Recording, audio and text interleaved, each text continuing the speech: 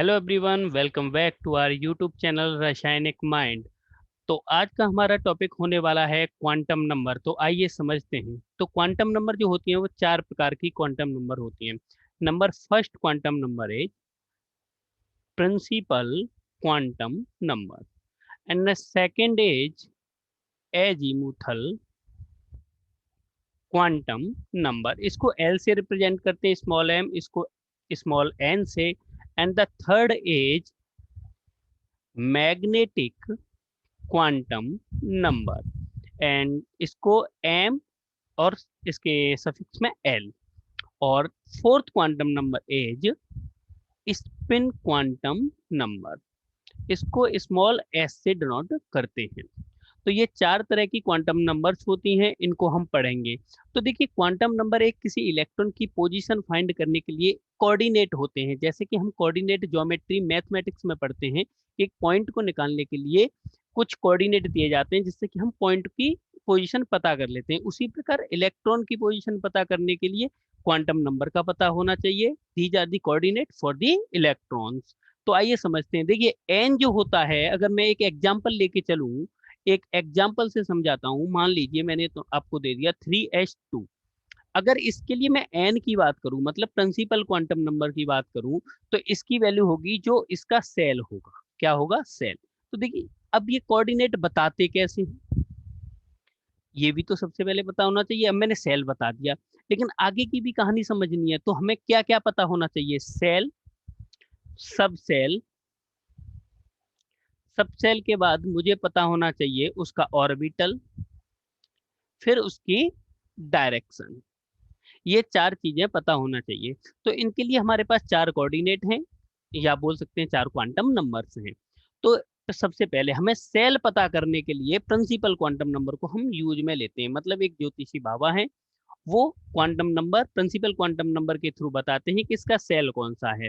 अब ये दूसरे पे भेज देते हैं कि अगर आपको सब सेल के बारे में जानकारी करनी है तो आपको जाना होगा एजीमुथल क्वांटम नंबर के पास। एजीमुथल क्वांटम नंबर के पास। तो एल की वैल्यू, एल इक्वल्स टू क्या होता है? 0 to n-1। ओके। अब इतनी पोजीशन सब सेल के बारे में इन्होंने बता दिया। इसके बाद आगे चलते हैं ऑर्बिटल की जानकारी लेने के लिए। अब हम चलेंगे किसके पास? मैग्नेटिक क्वांटम नंबर के पास। मैग्नेटिक क्वांटम नंबर के पास। तो एम एल की वैल्यू, इसकी वैल्यू होती है -L2 + L। अगर आपको, आपसे कोई पूछे कि टोटल नंबर ऑफ एम की वैल्यू कितनी हो सकती है, तो टोटल नंबर ऑफ एम ये होंगी 2l+1। किसी ऑर्बिटल, किसी इलेक्ट्रॉन के लिए जिस सब सेल में वो प्रेजेंट होगा, एल की वैल्यू हमें पता होगी। ठीक है। ऐसे ही अब डायरेक्शन, डायरेक्शन या तो होगी क्लॉकवाइज या एंटी क्लॉकवाइज। अगर क्लॉकवाइज डायरेक्शन है, क्लॉकवाइज डायरेक्शन इलेक्ट्रॉन की, मतलब उसका मुंह ऊपर की तरफ है, तो इसके लिए क्वांटम नंबर आएगी +1/2। ऐसे ही अगर एंटी क्लॉकवाइज है, एंटी क्लॉकवाइज है मतलब नीचे की तरफ डायरेक्शन है, तो उसकी वैल्यू आएगी -1/2। ये चारों वैल्यू हमें पता पड़ गई। तो मैंने एग्जांपल क्या लिया था? 3s2। इसका मैं लास्ट इलेक्ट्रॉन के लिए बात कर रहा हूं। तो s में एक ऑर्बिटल होता है और मैं इलेक्ट्रॉन भर दूंगा दोनों, तो इस वाले इलेक्ट्रॉन के लिए बात कर रहा हूं। तो देखिए n क्या होता है? n की वैल्यू, n होता है जो सेल होता है। सेल तो ये हो गया, तो n की वैल्यू मुझे पता पड़ गई 3।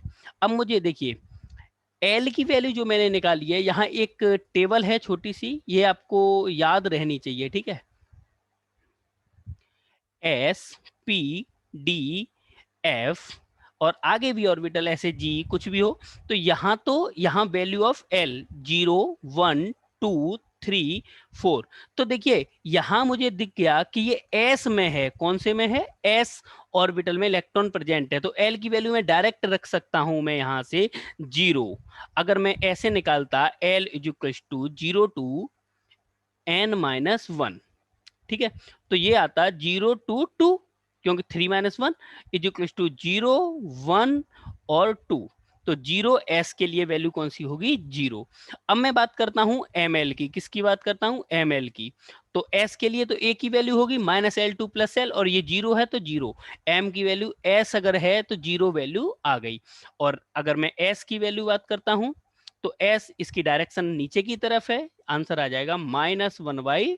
2। तो ये चारों क्वांटम नंबर्स हो गई। तो आइए एक और एग्जांपल, बहुत अच्छा सा एग्जांपल समझ लेते हैं कि find out the quantum number of last electron of sulphur. Sulphur का इलेक्ट्रॉनिक कॉन्फ़िगरेशन के लिए हमें जेड दे रखा है atomic number 16।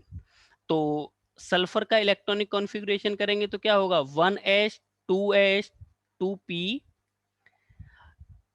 3s2 and 3p4, ये इसका इलेक्ट्रॉनिक कॉन्फ़िगरेशन हो गया सल्फर का।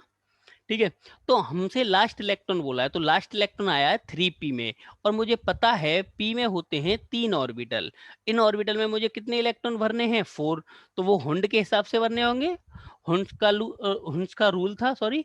तो उसमें 3 इलेक्ट्रॉन और फिर ये फोर्थ इलेक्ट्रॉन ये आ गया मेरा। ठीक है, इसके लिए मैं सभी क्वांटम नंबर्स बतानी है। तो देखिए 3p4 था, तो देखिए कैसे करूंगा, ये दे रखा है n इक्वल्स टू 3, p है, p के सॉरी p के लिए p दे रखा है, p के लिए l की वैल्यू कितनी होगी, 1 होगी। वैसे मैं निकालता l इक्वल्स टू कितना आता, 0 टू n माइनस 1, तो ये आता 0 टू 2, ये आता 0 1 और 2। तो p है, तो p के लिए वैल्यू हो गई 1।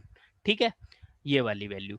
ऐसे ही अब मैं एम एल की वैल्यू निकालूं, एम एल क्या होगा, -L2 + L, तो L की वैल्यू -1 आई थी, -1 2 1, ये आ जाएगा -1 0 और 1। ठीक है, तो यहां रखूं -1 0 1, तो ये -1 इस ऑर्बिटल के लिए, 1 इस ऑर्बिटल के लिए, 0 इस ऑर्बिटल के लिए। तो ये वाला electron, last electron first orbital में हमारा प्रेजेंट है, तो m की वैल्यू, जो ml की वैल्यू आएगी वो आएगी -1।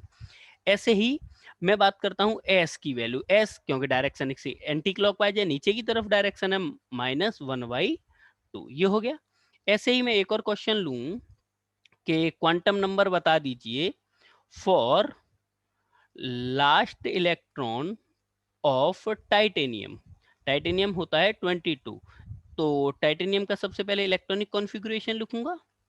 ठीक है, क्यों, तो 1s2 2s2 2p6 3s2 3p6 4s2 3d2, ये हो गया इसका इलेक्ट्रॉनिक कॉन्फ़िगरेशन। ठीक है, तो इसके बाद अब मैं करता हूं, मेरा लास्ट इलेक्ट्रॉन आया 3d2 में, तो d में कितने ऑर्बिटल्स होते हैं, 5 ऑर्बिटल्स, 1 2 3 4 5, 1 2 मेरे 2 इलेक्ट्रॉन है, तो लास्ट इलेक्ट्रॉन तो मेरा कौन सा रहा, मेरा लास्ट इलेक्ट्रॉन जो हुआ वो लास्ट इलेक्ट्रॉन तो ये रहा। तो अब मैं इसके लिए 3d में आया है, 3d2 है, तो n की वैल्यू तो आ गई मेरी 3, क्योंकि ये सब, सॉरी सेल के बारे में बता दिया। l की वैल्यू क्या होती है, 0 टू n-1, लेकिन मुझे डायरेक्ट पता है d के लिए, मैंने पहले ही टेबल बता दी थी, l इक्वल्स टू 2 आ जाएगी d के लिए। ठीक है, तो और आगे अब मैं बात करता हूँ ml की, ml की वैल्यू कितनी होगी, -L2 प्लस एल। ठीक है, ये हो जाएगा -2 2 + 2, तो ये हो गया -2 -1 0 1 और 2, मैं यहाँ पुट कर दूं -2 -1 0 1 और 2, तो इस वाले के लिए -1, तो ml की वैल्यू आ गई -1। ऐसे ही s की वैल्यू क्या होगी, डायरेक्शन ऊपर की तरफ, +1/2। ठीक है, आइए अपना लास्ट क्वेश्चन समझते हैं, बहुत ज्यादा इंपॉर्टेंट क्वेश्चन है। तो देखिए ये क्या कह रहा है, which of the following set of quantum number is not possible, मतलब कौन सा सेट इसमें से पॉसिबल नहीं है वो मुझे बता दो। ठीक है, तो देखिए n इक्वल्स टू 4 है, 4 रख दिया, l इक्वल्स टू 1, देखिए S P D F, L के लिए बता रहा हूं मैं, 0 1 2 3। ठीक है, ये चीज तो याद रहनी चाहिए। तो देखिए एल इक्वल्स टू 1 मतलब पी, 4p आ गया, एम इक्वल्स टू 0 है, हाँ 0 वैल्यू होती है। देखिए एम एल की वैल्यू -L2 + L होगी, तो मैं पहले वाले पॉइंट की बात कर रहा हूं। तो -1 एल की वैल्यू, -1 0 और 1, ये हो गया -1 टू -1, तो ये वाला हमारा वैलिड है, तो हम इसमें कुछ नहीं कर सकते। अब बात करता हूं मैं दूसरे वाले पॉइंट की। तो देखिए n equals to 4, l equals to 3 दे रखा है, 3 किसके लिए आ गई, f के लिए, 4f। ठीक है, m की वैल्यू -3 दे रखी है, तो मेरी l की वैल्यू कितनी थी, 3, तो m l की वैल्यू आ जाएगी -3 2 + 3, और m की वैल्यू है -3, और s की वैल्यू -1/2, मतलब ये भी हमारा पॉसिबल है, क्योंकि -3 इसमें रेंज में है, m की वैल्यू -3 हो सकती है इसके लिए। ऐसे ही अब मैं बात करता हूँ थर्ड पॉइंट की। थर्ड पॉइंट में n इज टू 4 लिख लिया, l इज टू 0, 0 किसके लिए, s के लिए, तो 4s। अब इसके लिए m की वैल्यू कितनी होगी, s के लिए 0, तो m की वैल्यू भी 0 ही होती है s के लिए, क्योंकि -l 2 plus L, 2 plus L, तो माइनस एल कितना है मेरा, 0 है, 0 तो 0 ही रहा, तो m की वैल्यू कितनी आ गई, 0। ऐसे ही मैं बात तो इसके लिए और -1/2 है, तो ये भी मेरी पॉसिबल वैल्यू है। अब मैं बात करता हूँ फोर्थ की। तो अब मैं देखिए, मेरे देखिए 3 पॉइंट तो आगे के वैलिड रहे, तो फोर्थ पॉइंट ही होगा, जो फोर्थ ऑप्शन है वही इनकरेक्ट है, मतलब ये क्वांटम नंबर पॉसिबल नहीं है। और एक बार देख लेते हैं फोर्थ को, देखते हैं। n इज टू 4 दे रखा है, l is to 1, l is to 1 किसके लिए, p के लिए, ठीक है। m इज टू दे रखा है +2, m की वैल्यू जो होती है वो कितनी होती है, -l 2 प्लस एल, तो इस वाली में क्या है, -1 2 +1, क्योंकि p के लिए l की वैल्यू कितनी होती है, 1, तो -1 0 और 1, ये m जो +2 दे रखा है वो +2 इस वाली कहीं रेंज में है ही नहीं।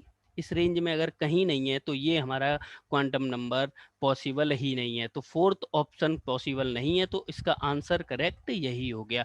ये 3 तो हमारे पॉसिबल थे, ठीक है, ओके।